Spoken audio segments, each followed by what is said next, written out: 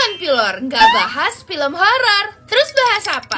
If Imaginary Friends, komedi drama yang berpadu dengan karakter animasi yang mantap. Lu pikir gue cuma suka film horor? Enggak dong, gue malah suka banget sama film yang refreshing dan menenangkan jiwa. Capek say, jantung gue itu kena jumpscare mulu. Film If ini ngasih gue ketenangan yang beda banget. Bikin gue mengingat Gina waktu bocil itu dulu sangat innocent dan penuh dengan kebahagiaan. Pas sudah gede, ya banyak beban. Jujur film ini tuh untuk segala umur, ditujukan untuk bocil-bocil juga. Tapi semua orang dewasa yang nonton film ini, kelar nonton itu lu tahu matanya pada merah berair karena apa? Pada mewek. Gue sendiri juga mewek, guys. Ini malah keponakan gue sama temen-temennya ini kagak ada yang mewek sama sekali. Mungkin belum dapat sulitnya hidup gitu. Jadi orang dewasa itu kayak gimana gitu. Jadi belum terlalu relate sama film ini. Film If ini untuk bocil itu kayak fun aja gitu. Tapi beside dari mewek-mewekannya film ini ya, ini juga banyak banget momen yang bikin ngakak konsisten sampai ending, coy. Iya, emang dipermainkan banget perasaan gue oleh film ini. Udah dibikin nangis nih ya, terus lu dibikin ketawa. Apa enggak makan gula Jawa?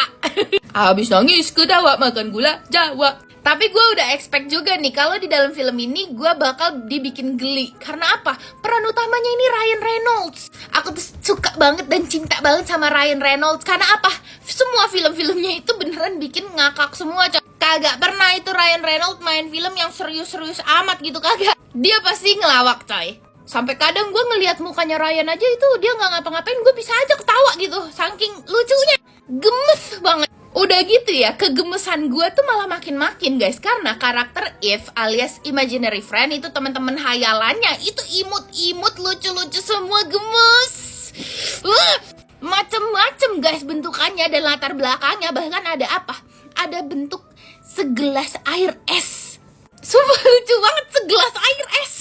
Imajinasi gue ini bener-bener dikembangkan banget oleh para Imaginary Friends. Tapi favorit gue itu Blue. Iya, ini namanya aja blue biru gitu, tapi dia ungu. Jadi semua anak kecil ini bisa ngebuat karakter If yang beda-beda sesuai imajinasinya mereka. Kalau gue ya, kayaknya gue bakal bikin kayak Blue deh, tapi bentukannya bebek gitu. Tapi sebesar Blue dan suka meluk juga. Nah, kalau kalian bisa bikin If kayak gimana? Coba komen. Oke.